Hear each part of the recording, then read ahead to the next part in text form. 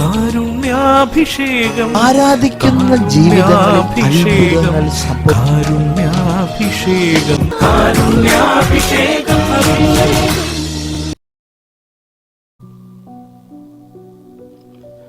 ഈശോയിൽ പ്രിയമുള്ളവരെ, ദൈവത്തിൽ നിന്ന് അനുഗ്രഹം ലഭിക്കുവാൻ നമ്മൾ ഒരുപാട് പ്രാർത്ഥിക്കാറുണ്ട്.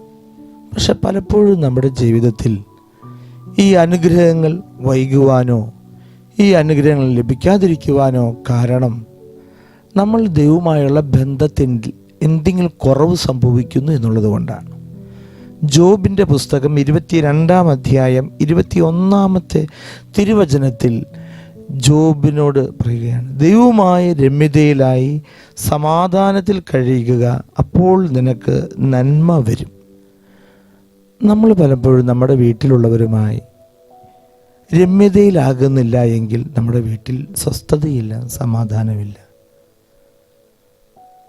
ഭാര്യയും ഭർത്താവും തമ്മിൽ എന്തെങ്കിലും ഒരു അസ്വസ്ഥത ചില കാര്യങ്ങളിൽ, അത് വാക്കുകളിൽ പറഞ്ഞു, കയർത്ത് സംസാരിച്ചു, വിഷമമായി.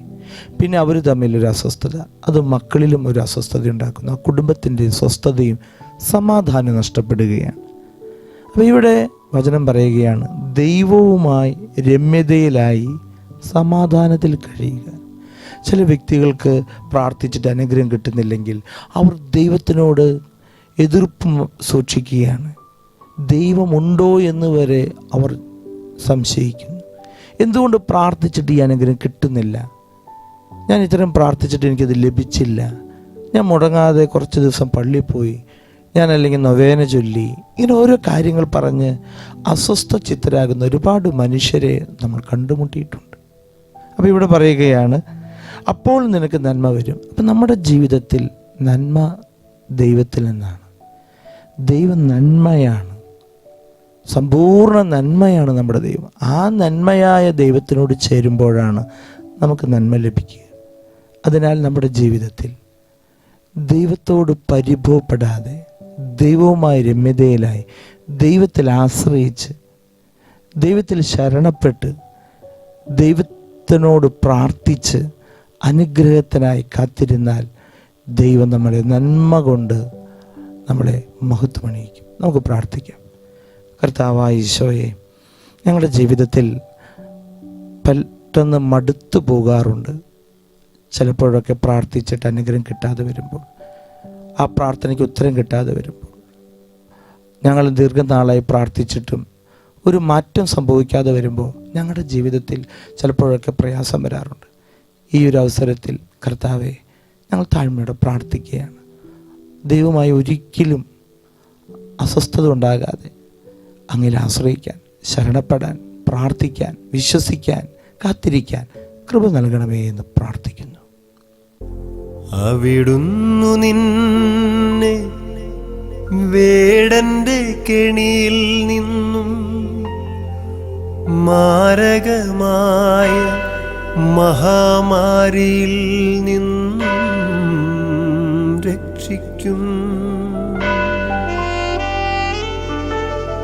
തന്റെ തൂവലുകൾ കൊണ്ട് അവിടുന്നു നിന്നെ മറച്ചുകൊള്ളും.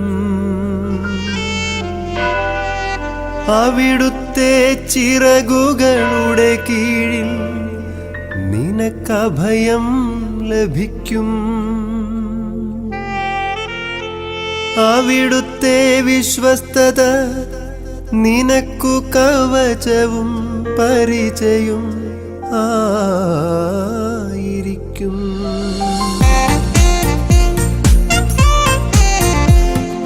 അത്യുന്നതന്റെ സംരക്ഷണത്തിൽ വസിക്കുന്നവനും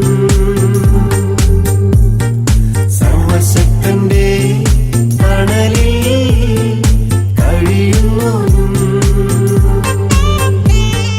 കർത്താവിനോട് എന്റെ സങ്കേതവും എന്റെ കോട്ടയും